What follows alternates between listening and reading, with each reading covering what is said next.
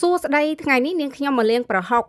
កដែលយើងកាត់កាលពីម្សិលមិញត្រាំទុកមួយយប់ព្រឹកឡើងគឺត្រូវមកលេងប្រហុកនឹងឯងហើយប្រហុកកាលណាបើយើងលេងពីព្រលឹមអញ្ចឹងអត់សូវមានរុយអីមកតោងរញ៉េរញ៉ៃទេចំពោះការលេងរបស់នាងខ្ញុំគឺនាងខ្ញុំដាក់កញ្ច្រែងដោយរុះឡើងរុះចុះលេងត្រដោះរហូតតតែជ្រុះស្រកាអស់ហើយនាងខ្ញុំបន្តធ្វើរហូតតតែប្រហុករបស់នាងខ្ញុំបានអស់ផងដែរការលេងបែបនេះវាធ្វើឲ្យកំតិចកំទី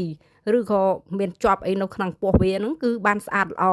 ហើយចំពោះការលេងរបស់នាងខ្ញុំគឺលេងច្រើនទឹកណាស់ដើម្បីឲ្យប្រកាសថាប្រហុកនឹងបានស្អាតល្អនាងខ្ញុំលេងរហូតតតែទឹកនឹងមានសភាពថ្លាផងដែរ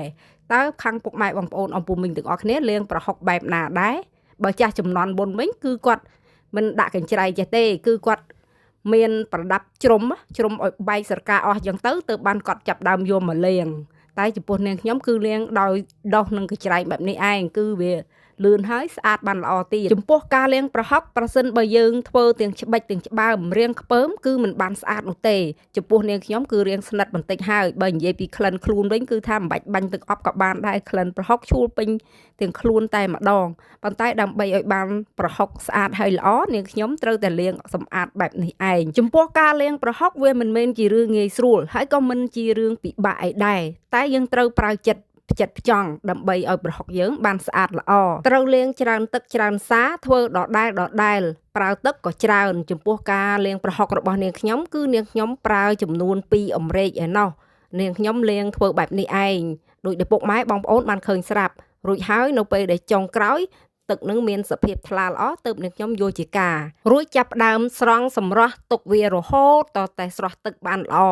តាមដែលអាចធ្វើបានប្រសិនបើទុកមួយកំណត់ថ្ងៃក៏បានដែរប៉ុន្តែនាងខ្ញុំទុករយៈពេលត្រឹមតែ2ម៉ោងនោះទេដោយសារតែថ្ងៃនេះនាងខ្ញុំមានការរវល់នាងខ្ញុំអត់អាចទុកមួយកំណត់ថ្ងៃបានទេដូច្នេះហើយគឺនាងខ្ញុំទុកត្រឹមតែ2ម៉ោងមើលទៅរៀងស្រក់ទឹកបានល្អហើយទើបធ្វើការប្រឡាក់នាងខ្ញុំប្រឡាក់ជាមួយនឹងអំបិលគឺនាងខ្ញុំដាក់ត្រីចំនួន5ចានត្រីដែលលាងរួចនាងខ្ញុំដាក់អំបិល1ចានត្រីយើងវល់ប៉ុណ្ណា